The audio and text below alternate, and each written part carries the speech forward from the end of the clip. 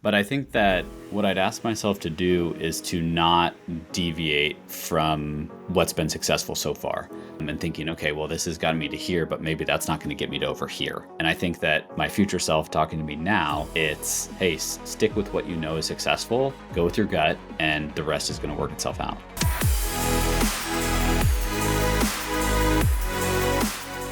Welcome to the Build to Billion podcast, where we got successful entrepreneurs and investors on the journey from millions to billion. We believe that the key to scaling and compounding your wealth starts every single day with the mindset and practice of stewardship over ownership and applying billionaire biblical principles. Our ultimate goal is to help you scale and compound your wealth in life so you can help more MVPs and make an impact.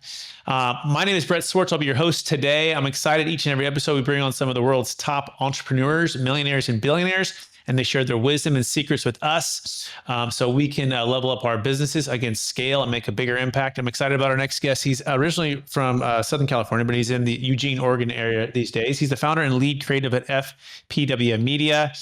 And he has a passion for dismantling the archaic nature of traditional marketing and forging a path for innovative, fresh, and transformative creative vision that can help you grow your business and so much more. Please welcome to the show with me, Owen, Garitty. Owen, how are we doing? Doing awesome, Brett. Thanks for having me. Cool. Who is Owen? Give us a little bit more about your story and your background and your current focus. Awesome. I had a really non-traditional upbringing. I was doing professional photography by my early teens. And so I've been involved in digital marketing and the related industries since a really young age, even though I'm only 34, about to turn 35. I've been doing this more than half my life. And so, I had the luxury of never really knowing how things were supposed to be done. And so I just did them in the way that I thought they should be done. And that's been transformative. And I bring that every day to this day to everything that I do. Awesome. And so more than half your life, you've been doing this. You love it. Take us to the moment when you knew, like, okay, I was born for this, or this is what I was meant to do, or, what was like the moment, okay, it's marketing now, and this is what I'm going to do. Yeah. I think that probably was one of the very first times I was in a dark room, to be honest with you. When I was 11, I was taught how to do photography in a dark room doing black and white film emulsion. And I remember just that very first time that the photo that I took was resolving in the chemicals was this really transformative experience. And then from there on, I was hooked. This idea of visual storytelling, and then furthermore, visual storytelling impacting business. And regardless of whether I'm working in my agency or working from a consulting perspective or doing some sort of investing, that ethos and that same moment, right? Like that idea of this thing that you set out to capture resolving is still true today. And it's that guiding principle of telling really compelling stories is transcendent across any type of business, any sort of industry. Getting an emotional reaction in somebody who is viewing what you do for the first time can sell 1 million products. It can build a huge business. It can create multi-generational wealth, right? It's that idea that being different and capturing a story that resonates with people, it doesn't matter what industry you're in, that's a relevant thing for anybody to do. Yeah, I'm thinking about like going from the dark room to like either awareness or to understanding or to transformation or to coming alive with the story. I remember too, I was sixth grade. It was so cool. My teacher was a photographer, and so he had a dark room in the classroom, and we're like, this is the coolest teacher. Like, everyone wanted to get the sixth grade teacher because all the other teachers didn't have the dark room. So we would do photography, right? And we made our little mini cameras and from scratch, and did the whole thing, and then bring it into the dark room, and then you get to go through the whole chemical process, and like, it was awesome, right? So I'm curious, like, what's the most rewarding thing when it comes to helping companies, I guess, move from the dark room to storytelling? Yeah. We work with a lot of brands that have been around for quite a long time, right? They're either close held family businesses that have grown, to 5,000-6,000 employees, but are still family held, or a brand that has a long legacy that's now, publicly owned. And what we find is that people get so close to their own story that they're not able to tell it, right? They lose sight of what makes them unique. They lose sight of what makes them different, of why they got to where they are. And so breaking it back down to that idea of like being in the dark room of what is the truth that we're trying to get at.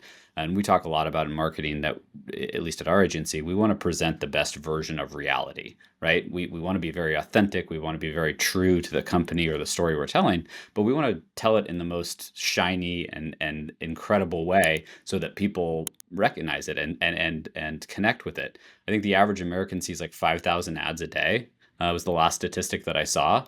So you have to be the one in 5,000 in somebody's really busy day. And it seems like, especially right now, the chatter just keeps going on and on and on, and everybody's so distracted. The world's ending for a different reason every day. How do you cut through that as an advertising, right?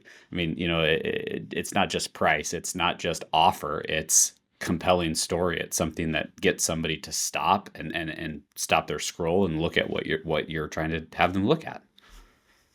Yeah, I think it's really good that you said that. It sounds like the biggest challenge for the founder, the visionary, or the person who's built a brand is they get so close to it, or built a company, but not necessarily built a brand.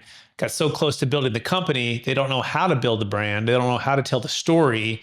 So what are some steps to getting that perspective right, or drawing that out, like what are some of the, or the top, before you go to steps, what are the most common mistakes that people make because they're not telling their story? Yeah, I think the default is, especially as people are busy, they look around and they see what their competitors are doing and they say, well, I just want to do what they're doing, right? That's working for them. And we're just going to put out marketing, or we're going to do a sales strategy that aligns with what our competitors are doing. And so one of the things we do first off when working with somebody from a step perspective is, let's start at step zero, which is the why. Help us understand, how did you get here? Why were you successful? And let's make sure that we put that front and center and cornerstone, right? Because I think what most of these people don't realize is that even if nothing in their system or their business is proprietary or wholly unique, the sum of all the parts is, right? So the way that they've added up their sales teams, the way they've added up their product team, the way that everything comes together when it rubber meets the road with the consumer is wholly unique and different. And generally speaking, if you're coming to a company like ours, or if you're scaling, you're successful enough that you're doing a lot of things right. And I think people, especially at the top, right? At least for even in my business, I'm the trash collector, right? People don't come talk to me because something's going really well. They come talk to me in my own company because there's a problem. Well, these people that we're talking to on the client side, it's the same thing. They're the C-suite, they're the executives. And so all they deal with is problems all day. And so I think it's really easy for them to get stuck thinking about everything that's wrong in their business, not everything that's right. And so it's like, let's really hone in on all the things that you're doing really well, and then let's tell that story to the customer, right? Because that's what they're going to care about. They want to connect with a brand that's doing well, that is exciting to do business with, whether it be a business to business transaction or you're buying a pair of socks. Okay, this is great. By the way, you can learn more about everything that Owen's doing by going to owengaritty.com, owengaritty.com, and Garitty spelled Garitty. Just because we have to be difficult. So there's the concept of like, what do you want versus what you don't want, right? So it sounds like what you're saying is, don't focus on what the competitors have and what you don't have that they don't have, and basically trying to clone or duplicate or do what they do. You're saying, hey, focus on what's your why, what makes you unique, and what do you want, and why are you successful? Is that a fair? It's almost like a proactive approach versus a reactive. Absolutely, right? We want to control the narrative. And we talk about that a lot, of we want to make our own destiny. Enough people, especially if you're large, right? If you've gotten to a point where you're really scaling, there's enough people that are going to talk about you in the market. There's enough people that are going to write your story. So you need to be writing your own story. You need to control what people are saying about you in the market. You need to control how people feel about you. And the only way to do that is to present whatever is true and authentic, but in a really loud and impactful way that resonates with those people and gets ahead of any sort of negativity that might be existing. Okay. So let's talk about personal brand versus company brand and the differences between the two and how to know when to focus on what. I'm a service company. We help people with capital gains tax when they exit these big businesses or real estate or Bitcoin. And so I think sometimes, and then I'm also my personal brand, right? And my podcast or book, and so we're doing both, but how do you know what to be customer facing on the company website? How much is it personal versus the service versus, social media, even vice versa. It seems like one would be more personal, one would be more company, but what's kind of the mindset when you approach that? Yeah, I mean, I'm in the exact same position you are. Service-based business, right? I have 50 employees, so it's not just me and my ideas at this point. And so I struggle with that as well. I think every founder CEO struggles with that, or even maybe beyond that if you have a larger company. They should be complementary, right? It doesn't have to be a zero-sum game. It should be one should influence the other positively. What I mean by that is that, we get a lot of clients because I'm on podcasts like this and people are exposed to my ideology, my thought process, the strategy that underpins the agency. But at the same time, like for you, Brett, you don't want it to be just the Brett show, right? You don't want people to only come to your company and then be really pissed off when they're not working with you on every single bit of their project, right? And I think the other thing too is, what if you're, hopefully not hit by a bus and in the hospital for 2 weeks, right? Your customers need to know that there's a whole team behind you, and that, not only is it building your own brand, but building the brand of your team, right? Like, ideally you want the people that are on your team to have strong personal brands as well, and to be out in the marketplace, providing their thought leadership and showing people what they bring to the table, not just that there's one person and then everybody else just follows what they say, because that's not scalable at the end of the day, right? And so I feel like both brands should be complementary and coexist and amplify each other. Yeah, I think that's such good wisdom there, right? It's like diversification of the thought leadership and brand personality. I think Dave Ramsey did this well, and I think it's part of his strategy to retire, which was to build up he's like 5 core team members. I think his approach was, okay, if right now we track where the revenue is, a lot of it coming from, right? And his podcast, his books, his things. He's like, okay, over the next 5 years or whatever amount of time it was, we're going to do these 5 individuals and we're going to try to build up their books, their podcasts, their stuff, everything, right? And let's see if we can't replace all of the revenue that's coming from my more personal brand to theirs, and that gives them a chance to step out of that. Any thoughts on the way that strategy would go, or anything to add there? Oh, it's perfect. And for him, right, like that actually ultimately makes his advice more valuable, right? Because if he can successfully do that and prove that it's not just a one-time thing, he's going to do the same level of success and amplification across 5 different people. Well, people are going to see him as even more of an expert, right? So again, the two Right. things are working in tandem really, really well. We obviously work with people where we're helping a founder start a podcast, for instance, to help elevate their brand. And one of the things we always talk about is like, that's great, but we need to also make sure we are messaging the company, right? That we are thinking that bigger scale. I think that, people at the, sub 100 employee level, it's very easy to get really focused on your own brand at the expense of that future growth, right? Of like, the CEO with 5,000 employees is not thinking about their personal brand in the same way that somebody with 50 employees is. And there's a reason for that. And so it's like, if you're trying to get from 50 to 5,000, you need to be more thinking about what is that path. And it's not just you having the largest brand possible at all cost, right? It's your company needs to succeed first and foremost, and your brand will be elevated as a result of that success. It makes perfect sense. OwenGarity.com, everybody. OwenGarity.com.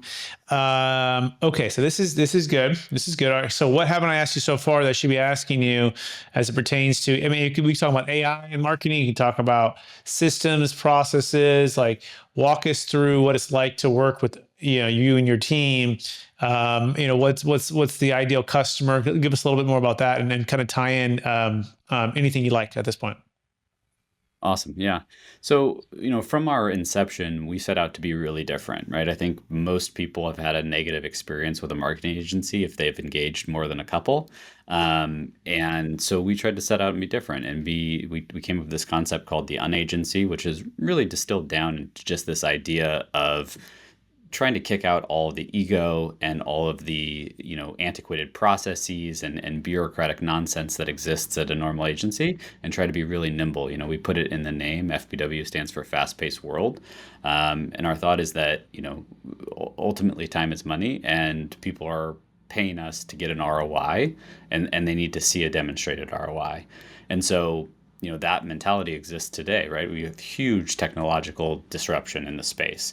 But we're head in fully embracing AI. We're training AI models for clients, which in some cases replace some of the services that we do, right? But that's what's right for the client. And so, where we've really been successful and where I think so many businesses can be successful today is put your customer or client 100% first and then work backwards. Figure out how you run a successful business after you've done that, right? Or in tandem with doing that, and the rest will work itself out as long as you have good people.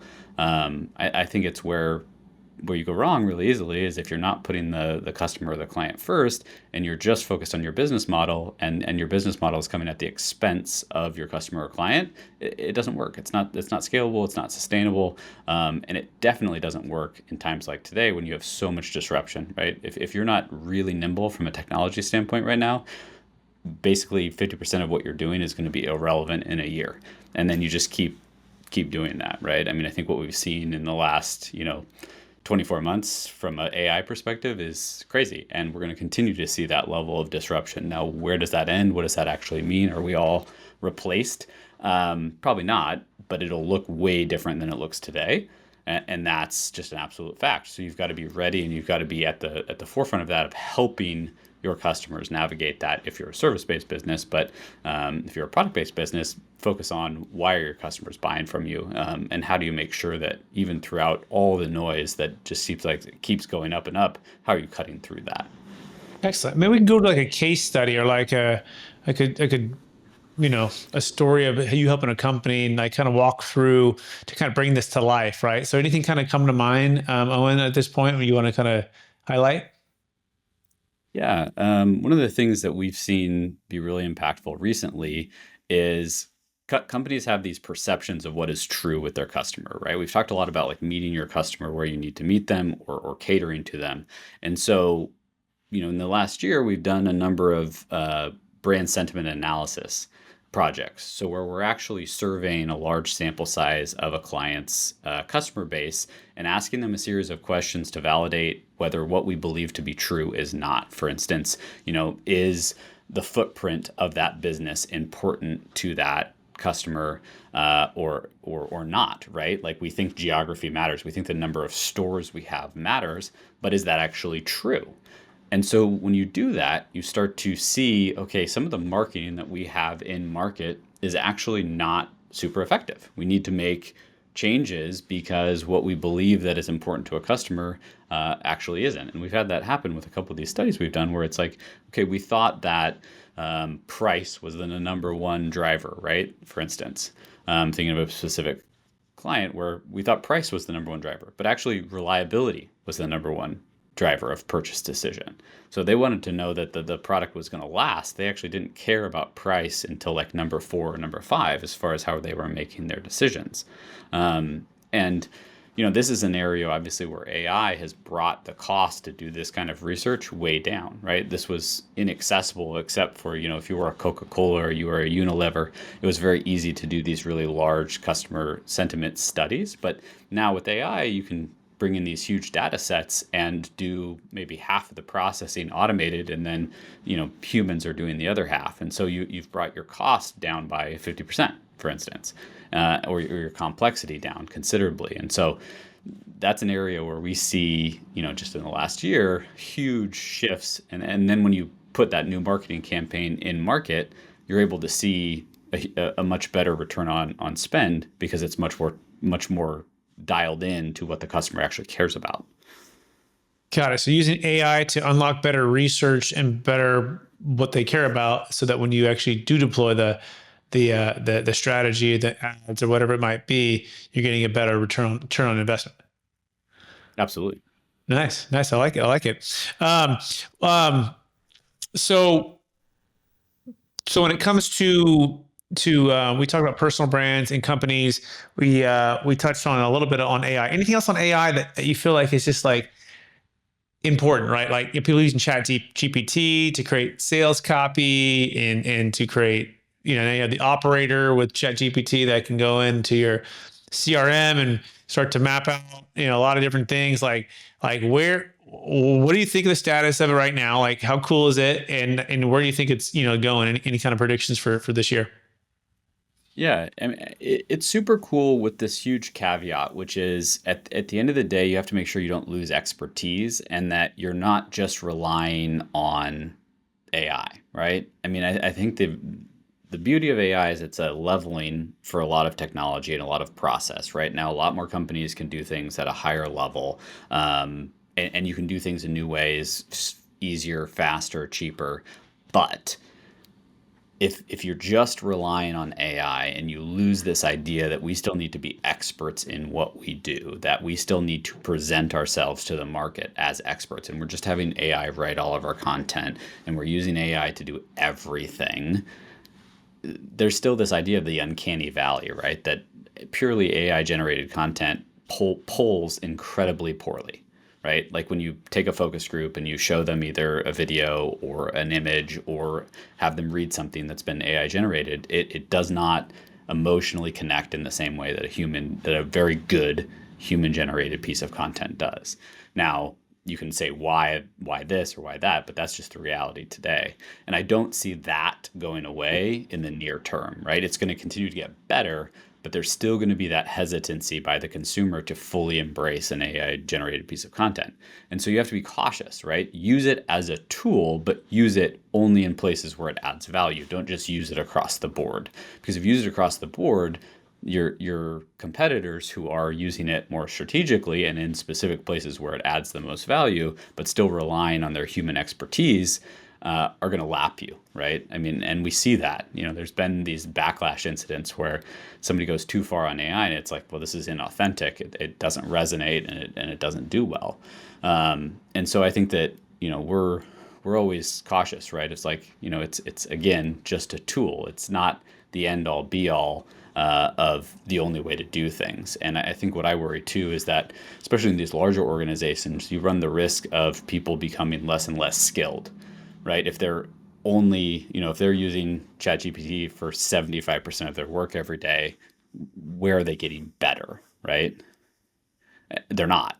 And that's a huge problem if you're running a business, especially if you're scaling a business. I think, you know, obviously the title of the podcast, right, is, you know, how are you scaling this? And I think that, yeah, you can use AI to help you scale, but at the end of the day, your people are your most important asset. And so if your people are just so reliant on a computer telling them what to do, well, everybody else has access to that too. So where's your competitive advantage exactly, right? And you can talk about, well, we can train the models better and do all that. And that's totally true. But you still need people who are really, really good and getting better every day at their job, or you're never going to scale. 100%. When the leadership get better, everything gets better. And when each of the team members grow in their leadership, everything gets better. And you're right, if they're just relying on it to not, if they're not growing and it's becoming all encompassing, then that is absolutely going to hinder growth. And so I like the way you said that. Yeah, don't run the risk of the people like not growing. Use it as a tool versus across the board. And you still need to be the expert in what we do, right? And not just depend upon ChatGPT or any other AI. So excellent. All right, this has been really good. I want to shift a little bit. You went from 0 at one point to 50 team members. So what's the number one Yeah. secret of how you've scaled not just your business, but your systems and the people? Yeah. At least on our end, it started and has continued with just this uncompromising sense of where we're trying to go, right? This idea that we are going to grow, right? Especially in the early years when it was just me or me plus one or me plus two. We've been in business now like 12 years, sort of in our current form. There was a couple of years where I was kind of trying to figure out what the shape was, so to speak. But we've had really hyper growth in the last probably six. And the real differentiator there is that the first part of the company was just trying to figure out how do we send an invoice, right? Or how do we get customers? How do we get clients? How do we do this? So much of the just sort of the day to day, how do you do this, right? Throwing things up on the wall, seeing what sticks. And so then once you get past that, once you get things kind of figured out, you're at maybe 10 people, right? And then from there, it's that idea of like, okay, we are just going to go. Every single day, we are going to talk with all of our people about growth. We're going to talk about that we are building a company that is much bigger than where we're located, right? We're located in a relatively small town. I never wanted to have an agency that was big for our area, right? Or I never wanted to have an agency that was good for our area. I wanted to have a good agency, period. I wanted to have a big agency, period, right? And so it's that idea of don't let wherever you are, especially if you're in a smaller pond, define where you're trying to go, and have this idea that, at least for me, I want to be able to offer the deal to all of our people, which is, hey, come and help us build this, and you will be rewarded because you will be able to hire people under you. You will be able to grow with this company. And the only way that happens is if you're growing. And so we've just made growth the cornerstone of all of our decision making and stayed very, very true to that. I think that I would probably get more sleep and have a little bit more balanced life if I just leveled it off. But honestly, that growth mindset also really resonates with our clients because they know that we're going to be able to bring on new services. We're going to be able to invest in new equipment. We're going to be able to invest in new talent on an ongoing basis because we are that growth company. And so it's for, at least for us, and I think for so many, it's just literally every single day, take a step forward, focus on getting 1% better a day, 1% bigger a day. And, it's going to take care of itself. Love that. We call it EDU here at Capital Gains Tax Solutions, which stands for EDEW, which is every day in every way. And then the rest of it is we get a little better, right? Every day and every way get a little better. And it comes from when I played football in high school, and I had my high school coach every day before practice. He'd have this mantra. That's what he'd have us all say as we were doing all of our warm-ups for about 5-10 minutes. He'd just repeat that over and over and over again. And it's become one of our cornerstones of how we've built the company. So I love the way you put that. And I love how you said, hey, come along and help us do this, and we'll make it rewarding for you too. It'll be a win-win for all of us here together. Awesome. Okay, cool. Well, you ready for the lightning round, Owen? Let's do it. All right. Knowing what you know now, if you could fast forward to 10 years in your life, right, and you had the perfect life numbers, what are the one or two things that you think you'd asked yourself to do or to think about today that helped you to get to that perfect life number? Oh man, it's hard. That's a hard question, but I think that what I'd ask myself to do is to not deviate from what's been successful so far. I think that it's really easy as you continue to get bigger to think that you need to do things differently to get even bigger, right? Like you kind of start to question your own successful decisions, at least I do, and thinking, okay, well, this has gotten me to here, but maybe that's not going to get me to over here. And I think that if I'm my future self talking to me now, it's, hey, stick with what you know is successful, go with your gut, and the rest is going to work itself out. Perfect. Question number 2, what's the number one book you've recommended or given the most in the past year? I love anything by Michael Lewis. I think that I'm a huge fan of his books, and pick a title, but I hand them out. Michael Lewis, everybody. Question number 3, what are you most curious about right now? I'm most curious about what's going to happen in the economy. I think that especially right now, there's a whole lot of chatter about which way we're going to go. Are we going to head into a recession? Are we not? I think that there's opportunity regardless of what that answer is. It's just your approach needs to be different. And so that's the number one thing that I'm focused on is where are we going economically? Awesome question. Next question. Number one leadership quote or theme that you strive to live by. Um, I think that I felt at times like I'm not the strongest leader inherently. And so what I've realized a little bit later in my career is that what I can do is inspire people based on my own passion, that I can share my passion with as many people that work for me as possible. And then it's up to them whether they want to share that as well. Great. I love that. Second to last question. Number one way you're using ChatGPT. We are training company specific models. So we're taking customers' data and working on training individual agents based on that data. So rather than using ChatGPT just out of the box, we pretty much only use custom versions of the chatbot because we see that as way more effective because you're starting from a much deeper learning perspective. And then when you're asking questions or you're working on a project, you have the historical data. Perfect. So custom chatbots, custom operations, basically for ChatGPT. Yeah, exactly. Cool. That's really cool. I like that. Last question, Owen. After all your success helping all the people you've helped, what's the number one way that you practice stewardship over ownership, and what's something you're really passionate about giving back? My stewardship over ownership is that I feel like every day I'm responsible for the 50 families that work for me, right? The fact that if we're successful, people are able to buy the house that they want. They're able to get a new car. They're able to raise their kids. And that I try to make sure that all of our leaders understand that as a burden, right? That is not just a thing that exists. No, that is something that you need to bring to work as a leader every single day. And you need to make decisions based on that, right? It's really hard to let somebody go, but if somebody's not performing, they're jeopardizing those other 49 people, for instance, right? And that's a really hard thing, especially as a leader when you talk about stewardship.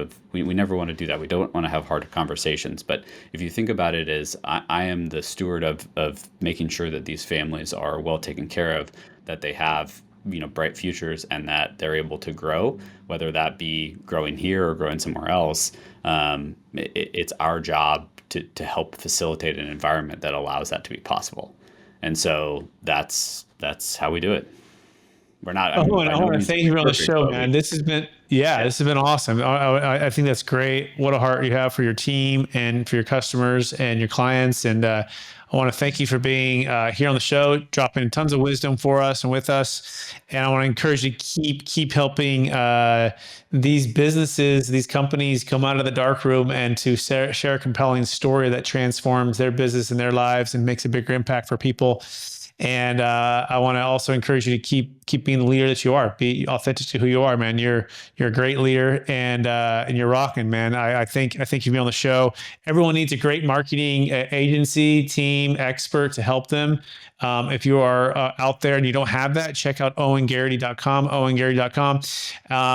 Owen, any last words for anyone before we go? no, I just want to say thank you for having me on. I really enjoyed the conversation. Awesome. Thanks, Owen. I also want to thank all of our listeners for listening to another episode of the Build to Millions podcast. We're also streaming on Capital Gains Tax Strategies podcast. Again, we believe most successful entrepreneurs and investors, sometimes they struggle with clarifying even their marketing team, where they're going, how they're going to build it, how they're going to scale it. And they need experts like an Owen to come on to help them with that. So make sure you check them out. Also, sometimes you're going to exit these highly appreciated assets and you have these massive capital gains taxes. Well, we wrote a book on it called Building a Capital Gains Tax Exit Plan. You can find that on Amazon. And it's going to teach you how to build a capital gains tax exit plan so you have an extra 20, 30, 40, sometimes 50% more proceeds working for you to start that next business, to invest, and to unlock what's called truly passive income. Make sure you're building a capital gains tax exit plan before you exit. Go to capitalgainstaxsolutions.com. Hey, please rate, review, subscribe, share this with someone it could be an encouragement to, and we appreciate everybody. Talk soon. Bye now.